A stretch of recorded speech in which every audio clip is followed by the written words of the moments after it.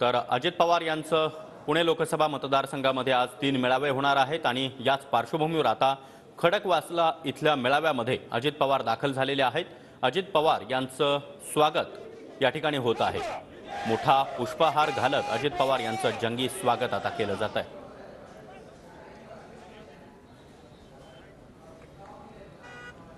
आगामी लोकसभा निवडणुकीच्या पार्श्वभूमीवर आता अजित पवार हे देखील मैदानात उतरल्याचं चित्र सध्या पाहायला मिळतंय।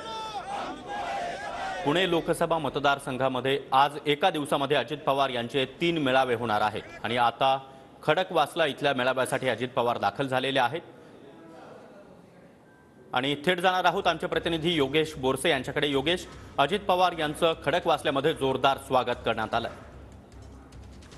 अजित पवार आज बारामतीच्या दौऱ्यावरती आहेत आणि या बारामती लोकसभा मतदारसंघात अजित पवार यांच्या आज दिवसभरात 3 मेळावे होणार आहेत आणि पहिला मेळावा अर्थातच खडकवासला विधानसभा मतदारसंघात होणार आहे। मात्र त्यापूर्वी आत्ताच अजित पवार हे खडकवासला विधानसभा मतदारसंघात दाखल झालेले आहेत आणि या खडकवासला विधानसभा मतदारसंघाच्या वेशीवरच अजित पवारांचं भव्य असं स्वागत करण्यात आलेलं आहे।